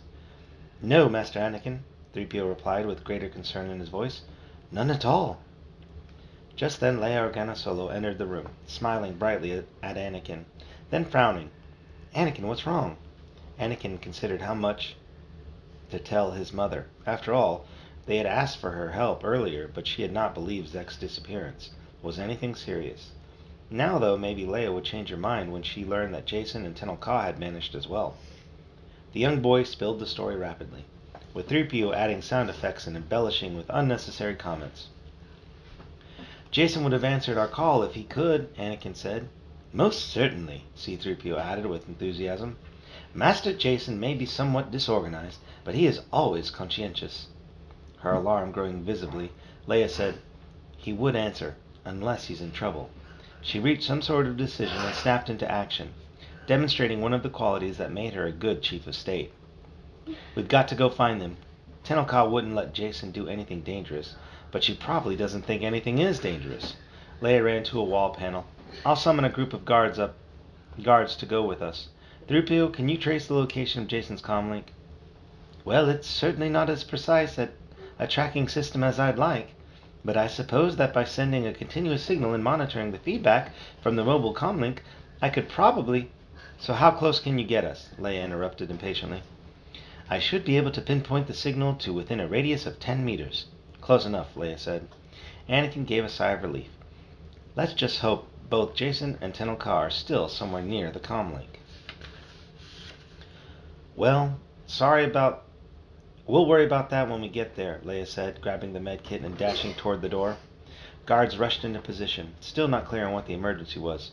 "Let's go, Anakin. You're part of this rescue too." "Which way, 3PO?" Leia called. The protocol droid followed as fast as his mechanical legs could move. "To your left, Mistress Leia. We'll need to find a turbolift and take it down 42 levels." Anakin tried to picture in his head where they were going, but with little success. "Maybe you'd better lead, 3PO." Leia, the guards, and Anakin followed C-3PO as he picked his way across another rickety walkway between 2 gigantic buildings. The protocol droid seemed to be enjoying his new importance immensely. The buildings stretched out of sight above and below them. Once at a spot where the side rail was missing, Anakin lost his footing and nearly fell off the bridge, but Leia instinctively grabbed him. She looked at her son with shock, then hugged him quickly. "Be careful," she urged. "We've all got to be careful." Anakin shuddered. This area had not looked so dangerous on the map.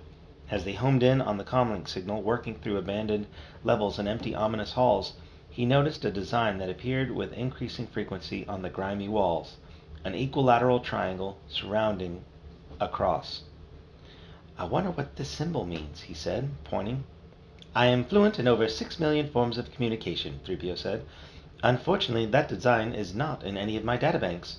I'm afraid I cannot offer any enlightenment, Master Anakin." Leia looked at the guards. "Do any of you recognize the symbol?" One of them cleared his throat. "I believe it's a gang marking, Madam President. Several unpleasant groups make a habit of living down in the untended lower levels of the city. They are very difficult to catch." "I heard Zek talking with Jason and Jaina about a gang called the Lost Ones," Anakin supplied. "I think the gang wanted Zek to become a member." Leia's mouth formed a grim line, and she nodded, filing away the information for future reference. Right now, she just wanted to find Jason and Tenelka. C-3PO paused to study his readings. "Oh, curse my inadequate sensors. I'm certain my counterpart R2-D2 could have been much more accurate. But I believe that we are now within 200 meters of their location. As the group walked deeper into the dilapidated level, the hall became darker and darker. The guards held their weapons ready, glancing at each other uneasily. Leia held her chin up and bravely pushed ahead with greater speed. 3PO increased the brightness of his optical sensors, shedding a soft yellow light directly ahead of them. Anakin kept his glow rod out and ready. It made him feel safer somehow. As if it were an imitation lightsaber, 3PO made a sharp right turn into a low, narrow passageway, ducking under a half-fallen girder. Even Anakin had to stoop to get under it. Are you sure this is the right direction, 3PO? Oh, yes, absolutely certain, 3PO replied.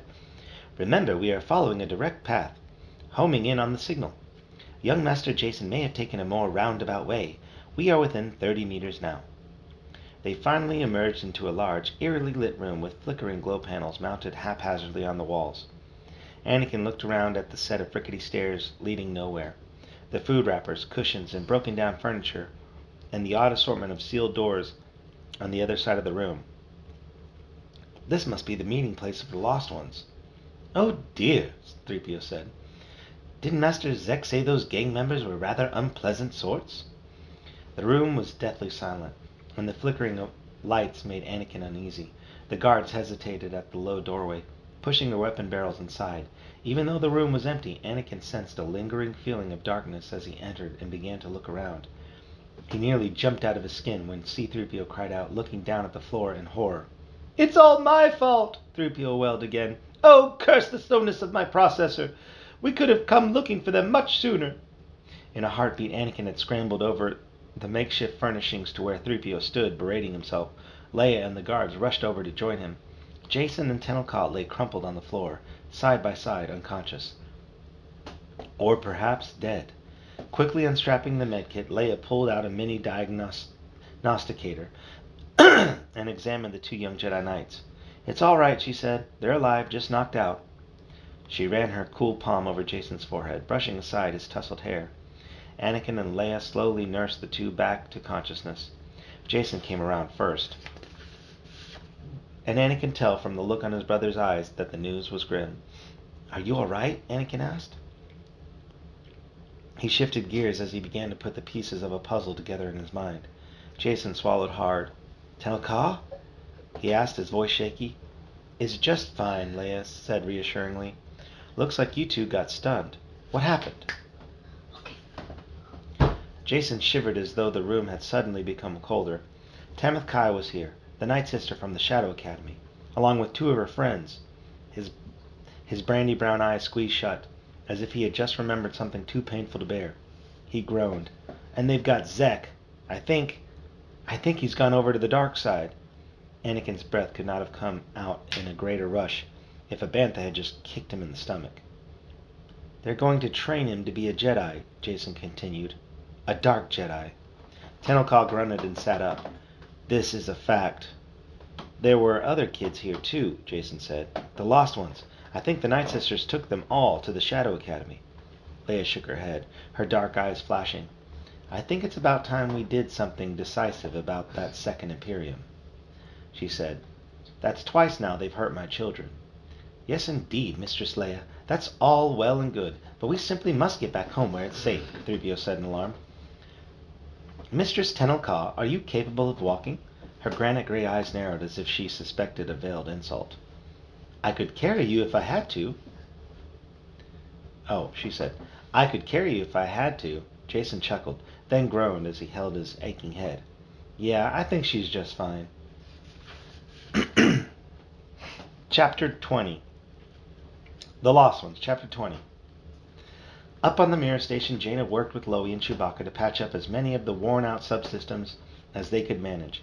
After scraping together the few spare components they could find, they added their own ingenuity to come up with an alternative solutions.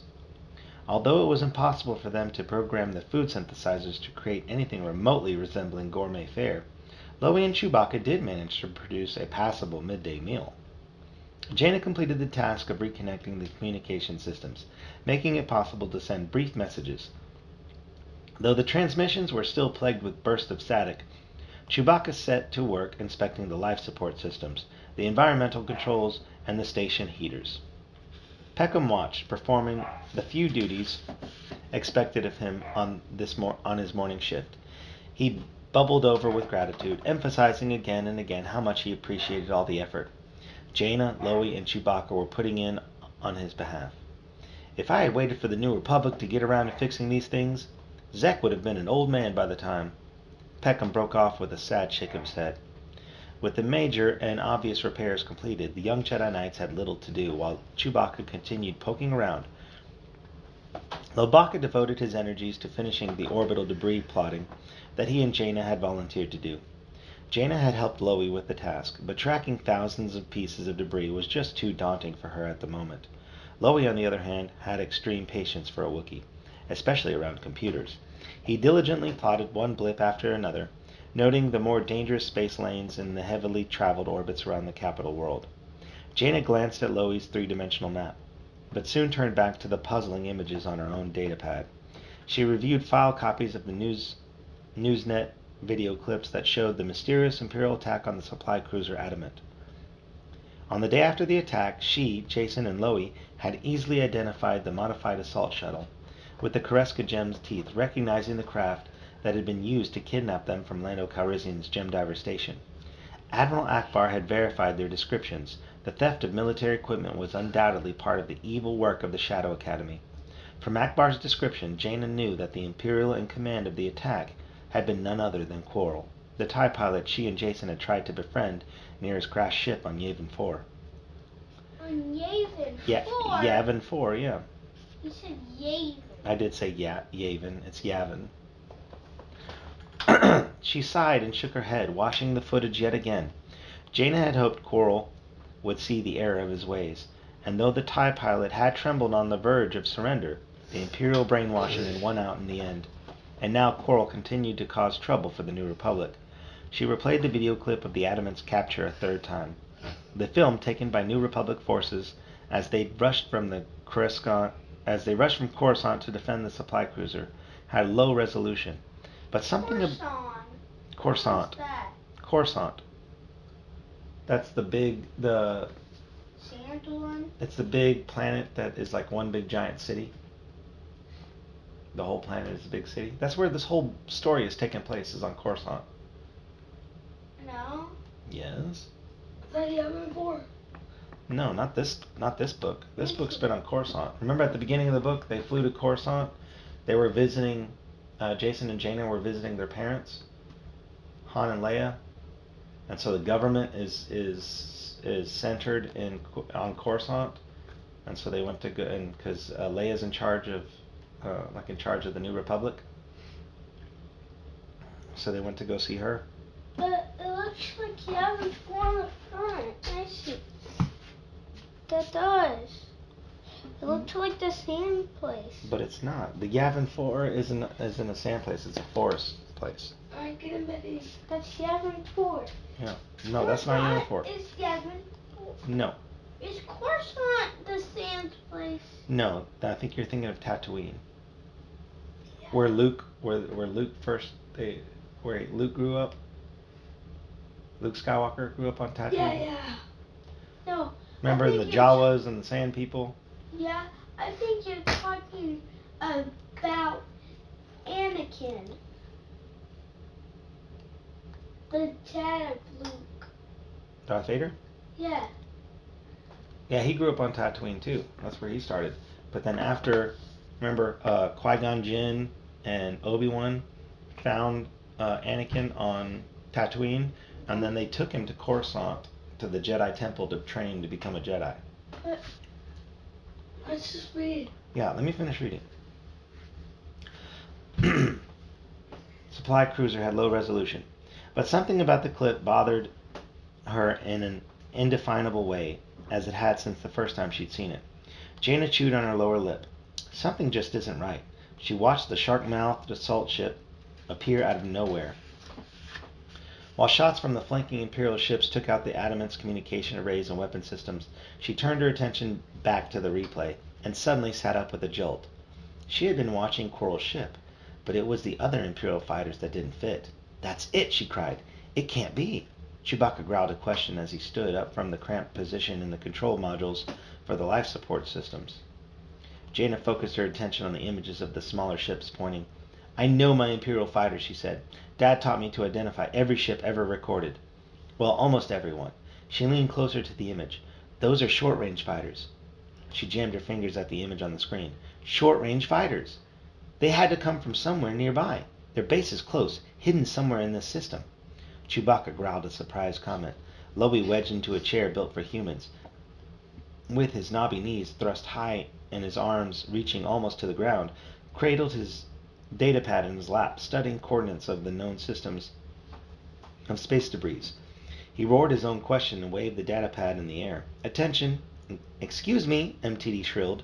"Master Lobaka believes he has also found something of the utmost importance, an inconsistency in the positions of orbital debris. I can't see it myself since he hasn't shown me the datapad," the miniature droid huffed. "But I trust it's something highly unusual for him to become so excited. You really must calm down, Master Lobaka, and explain yourself." Jaina rushed with Chewbacca to look at the thousands of dots plotted on the three-dimensional map of space around the planet Coruscant. "That can't be right either," Jaina said immediately. She was still puzzled by her own results. And now, Lowy had made the mystery even deeper. "That's pretty much the opposite of what we expected." Lowy barked his confirmation. Jaina sighed, biting her lower lip again. The entire reason for their mapping project had been to discover uncatalogued debris that posed a danger to navigation. Instead of revealing the uncharted hazard that had destroyed the moon dash, though Lowy's map of space wreckage showed absolutely nothing in the marked zone. In fact, it was more like a forbidden area in space, an island empty of all known debris, as if somehow it had already been swept clear. But they knew the moon dash had struck something large enough to destroy it. With a burst of static from the communication system, words filtered across the small, confined space. "Hello? Hello, Mir Station. Can anyone hear me? Jaina, are you there?" Peckham perked up. "Well, now we're sure the communication system works." That sounded like Jason. Jaina rushed to the comm unit and flicked a switch, but was greeted by a flash of sparks from a burnt-out fuse. The sudden heat stung her fingertips. Scrambling, she yanked off the panel face and stared at the singed wires. She probed with the force, following the path of the short circuit, and rapidly managed to hotwire the damaged system well enough that she could answer her brother. The speakers crackled back to life. "Are you there? Jaina, answer me. This is important. We found Zek." A burst of static disrupted his next words. "Bad news." "Zek!" Peckham hurried forward, leaning over Jaina's shoulder. "Hello?" he shouted into the speaker. "Where is he? Is he all right?" Jaina tossed her shoulder-length brown hair out of her eyes.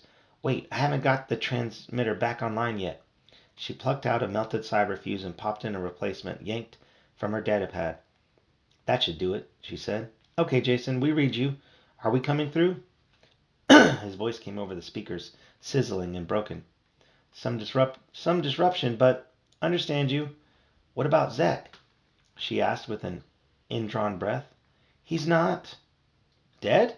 Jason finished for her. The transmission was clearer now, and his voice sounded stronger. "No, we found him, and then Tamith Kai and a couple others from the Shadow Academy knocked us out." "Tamith Kai!" Jaina gave a startled cry. Lobaka roared, and even MTD emitted a squeak of dismay. "But what would she be doing on—" "They've recruited Zek and a handful of Lost Ones gangs," Jason said. "I don't know where they took him, but Zek seemed to be with them willingly. Tamith Kai said she was going to train him to be a dark Jedi. They're going to the Shadow Academy." "What does what?" Willing. "Willingly?"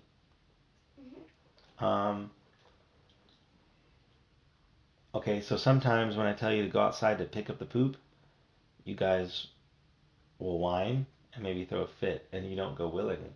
Most of the time when I tell you guys to go out and pick the poop, you guys do so willingly. You do it without fighting and arguing. Hey, don't put that in your mouth, you're going to choke. I won't. No, get that out of your mouth. Dean, I'm not playing, dude. Get that out of your mouth. I don't want you to choke. What is that? Okay. Give me that, please. No. Dean, give me that, please. I want it. 1, Fine. 2, I'm coming. Thank you. I don't want you choking on this. You don't put that in your mouth. Okay.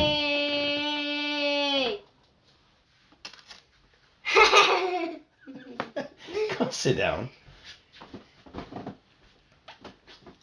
10th guy said she was going to train him to be a dark Jedi. They're going to the Shadow Academy. Lowy growled a curious question, but Jaina asked it without waiting for MTD's translation.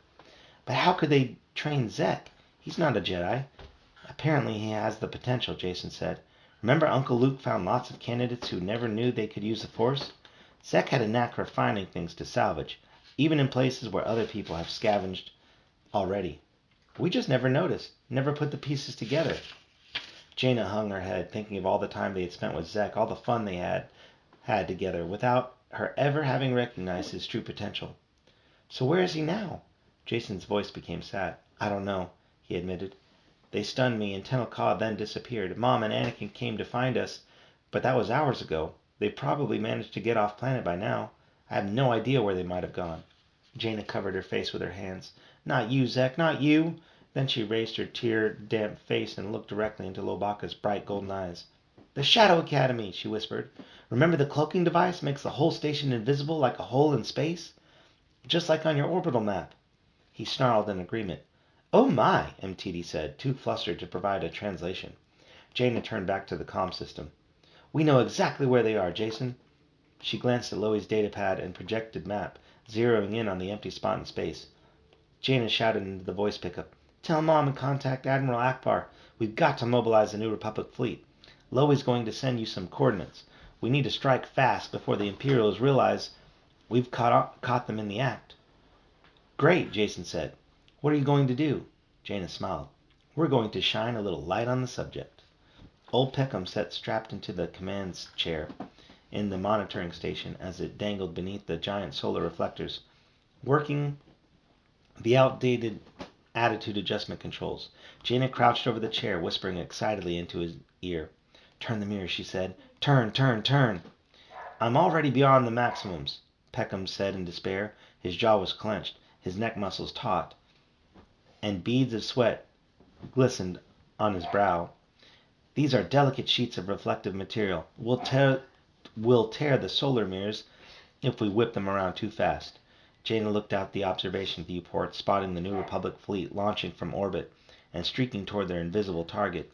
Their weapons powered up as they honed in on the mysterious empty zone. Before they arrived, Jaina and the others had exposed the Shadow Academy. Loey groaned a question, which MTD translated. Master Lobaka wishes to inquire if the focusing apparatus has condensed the beam of reflected sunlight to its full power configuration. That's for sure, Peckham said. Once we get this thing turned, we'll really make them hot under the collar. Hanging in orbit over Coruscant, the big mirrors finally swung into position, focusing their bright beam of condensed sunlight into the empty void. The mirror beam cut a swath through space like a searchlight. The light should have kept flying across the solar system, but when it struck the empty coordinate space itself seemed to shimmer like golden smoke.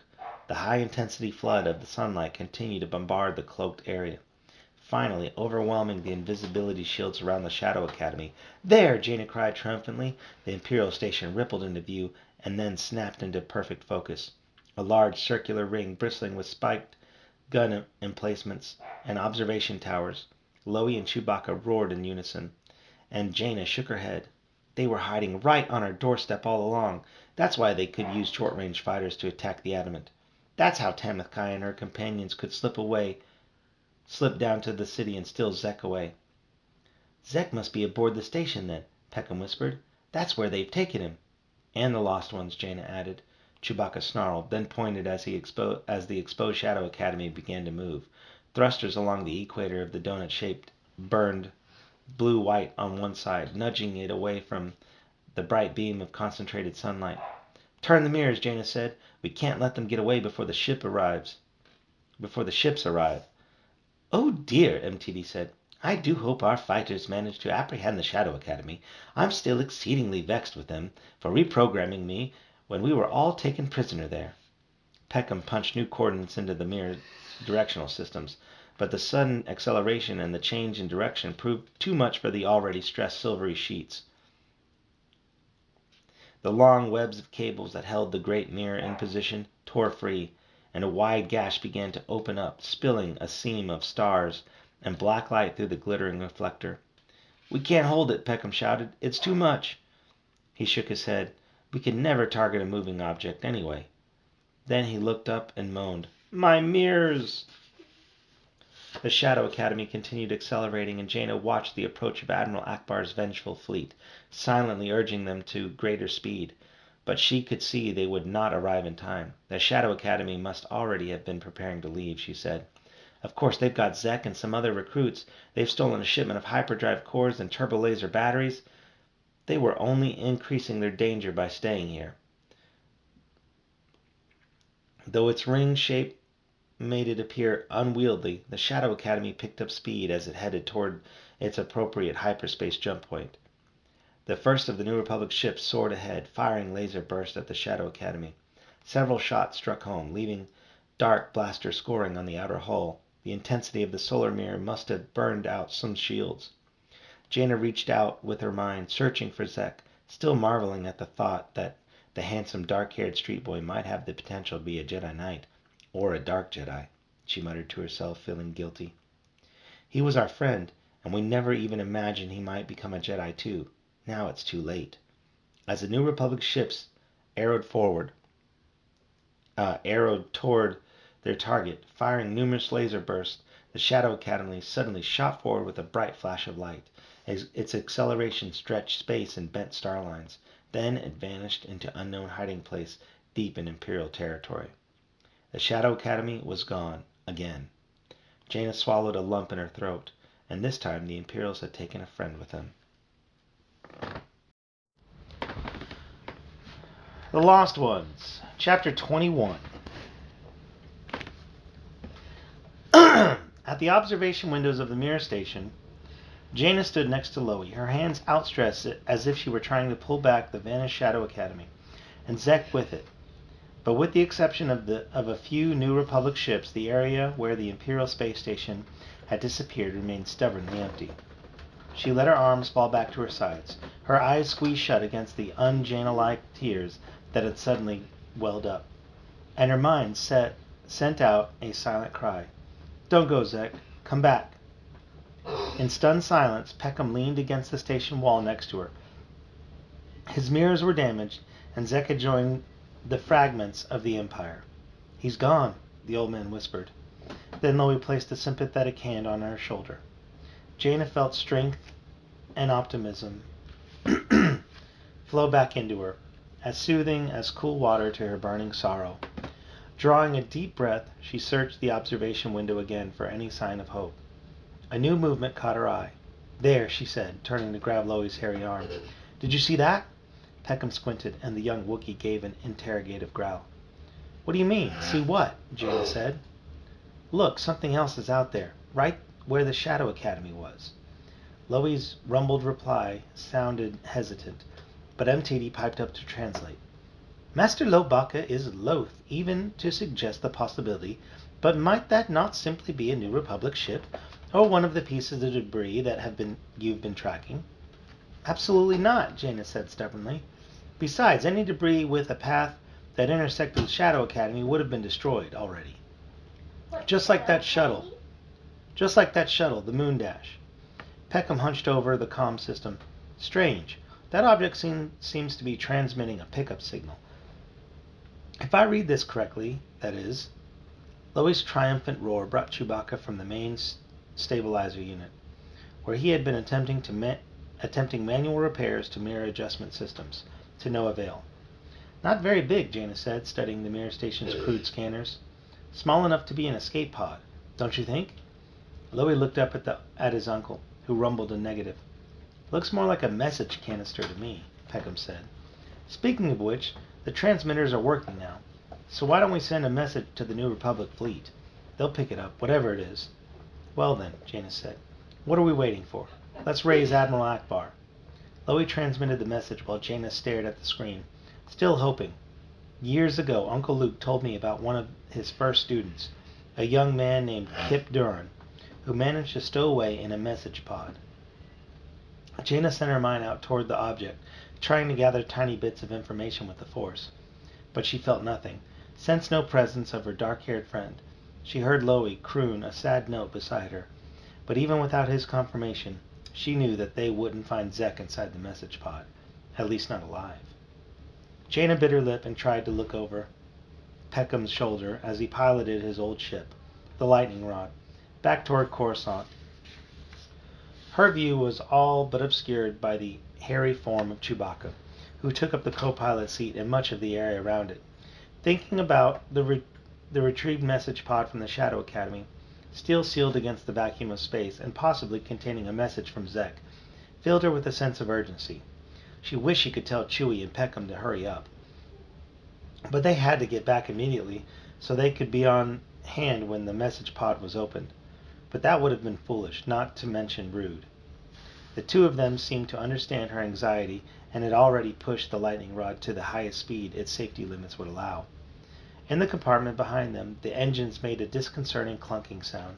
Jaina bit her lower lip. Loie sat in thoughtful silence beside her. Only the deep indentations left by his hairy fingers in the foam padding of the arm cushions told Jaina that the young Wookiee felt a tension similar to hers. As they re-entered the atmosphere, Jaina forced her eyes shut and practiced one of Uncle Luke's Jedi relaxation techniques, but it didn't seem to work.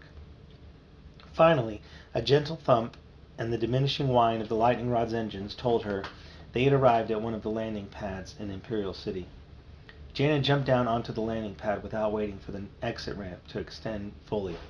She couldn't even remember having unfastened her crash webbing or opening the exit hatch. She immediately caught sight of her parents, brothers, and Tenel Ka, who were standing near another New Republic ship that had obviously just landed. The message pod from the Shadow Academy was already being unloaded.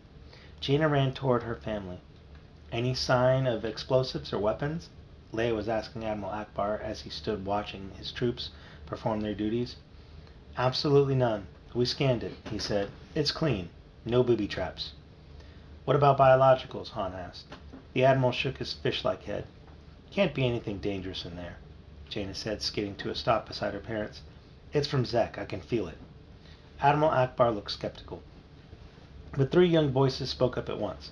"Hey, she's right. I feel it too. This is a fact." "Even so," the Calamarian Admiral said, in the interest of safety, perhaps we should..." Unable to bear the suspense any longer, Jaina pushed past the two guards who stood between her and the capsule and activated the message retrieval mechanism. With a small whoosh of depressurization, the double panel slid aside to reveal the contents. A device of some sort, a complicated jumble of knobby plasteel parts and cabling. "What is that?" Leia asked in surprise. "Stand back," Akbar shouted. The guards tensed as if expecting an explosion. Han glanced into the capsule and then looked over at Chewbacca and Peckham, who had come to join them. "What do you think, Chewie?" Chewbacca scratched his head and gave a couple of short, surprised-sounding barks. "Yeah, it looks like that to me, too." Han agreed. "So what is it?" Jason asked, exasperated, being unable to follow the interchange. "A central multitasking unit, of course," Jaina whispered in amazement and delight. "From Zek." Jaina heard a satisfied grunt from behind her. Old Peckham muttered, "Kid's never broken a promise to me yet." Then, as if conjured by Peckham's words, a holoprojector hummed to life. A tiny image of Zek resolved itself in the air just above the message pod. Jaina bit down hard on her lip again as the tiny glowing form began to speak. "I'm doing this against the better judgment of my teachers here," the Zek said, "so I'll make this message brief. Peckham, my friend, here's the central multitasking unit I promised you. You always expected only the best from me, and I always gave it. This must be hard for you, but I want you to know that no one has kidnapped me or brainwashed me. To Jason and..." the tiny holographic image hesitated, "and Jaina. It turns out I do have Jedi potential after all. I'm going to make more out of myself than anyone imagined I could be. We were good friends, and I never want to hurt you. Sorry I messed up your mother's diplomatic banquet, but that's one reason I'm doing this. I have the chance to become something better, a chance that I was never given by anyone in the New Republic." Jaina groaned and shut her eyes, but the image continued to speak. "I know this is something you wouldn't approve of, but I'm doing it for myself. If I ever come back, I'll be someone you can all be proud of. Don't worry, Peckham. I'll never let you down. You've been my truest friend, and if there's any way I can come back to you, I will." When Jaina opened her eyes again, the tiny image had faded into sparkles, but she wouldn't have been able to see it anyway through her tears. The Lost Ones, Chapter 22. The hangar bay at the base of the great temple on Yavin 4 was quiet and cool, welcoming the travelers back to the Jedi Academy. The ship sighed as it settled down on the smooth floor. Luke Skywalker emerged from the hatch and stood in the shadows as his students climbed out after him. In the days when the great temple had been a secret rebel base on the jungle moon, the hangar bay had been a place of frantic activity, filling with X-Wing fighters, noisy equipment droids, fighter pilots, and miscellaneous weaponry. In recent years, however, this had been a peaceful place of Jedi contemplation. Luke turned to watch the young Jedi Knights following him out of the Shadow Chaser, the sleek Imperial ship he and Tenel Ka had captured from the Shadow Academy, while rescuing Jacen, Jaina, and Lobaka. Luke's thoughts were as troubled as the faces of his young students descending the exit ramp. With the help of the Shadow Academy, a group of renegades calling themselves Second Imperium was mounting a serious threat against the shaky peace that had been built over the past 2 decades by the New Republic. They could all sense it, and the battle was brewing, a great battle that would decide the fate of the galaxy. The Shadow Academy had become more bold in its searching for recruits with Jedi potential. In addition, it seemed to be welcoming trainees with no Jedi skills whatsoever. But why? And then there was the theft of hyperdrive cores and turbo laser batteries from the Adamant. Components that could be used to build a powerful military fleet. Something big was going to happen, and soon. Luke had picked the kids up from Coruscant, which had given him an opportunity to see his sister Leia and learn more about the newest Imperial threat to the New Republic. Since then, none of the young Jedi Knights had spoken much, each lost in private thoughts. How they had arrived back on the jungle moon, where the other students were still training, bringing back the powerful force of Jedi Knights to help strengthen the New Republic. The new government was going to need its force-trained defenders soon. Bright sunlight streamed through the broad door of the hangar, bathing the entire bay in light and shadow. Clean shadows. Luke looked up from sunlight glinting off the burnished quantum armor of the Shadow Chaser. The Shadow Chaser is still a beautiful ship. Jaina's voice cut into Luke Skywalker's thoughts. Look at those lines and the curves. And at least it's one powerful ship the Shadow Academy doesn't have anymore, Jacen added, coming to stand beside them. Luke nodded. But it also shows us what our enemies are capable of building. Think of what they can do with that large shipment of hyperdrive cores and turbolaser batteries they just stole. Lowy grunted agreement. This is a fact, Tenel Ka said. Luke turned and strode through the open hangar bay doors, and the young Jedi Knights followed him out into the humid sunlight. Droplets of morning dew still sparkled on the Massassi trees and climbing ferns. The jungle air was filled with the scent of sweet growing things and the croaking, rustling, and twittering sounds of exuberant life. What's a fern? A fern?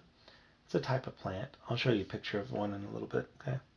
Is it poisonous? No. Okay. Is it venomous? No.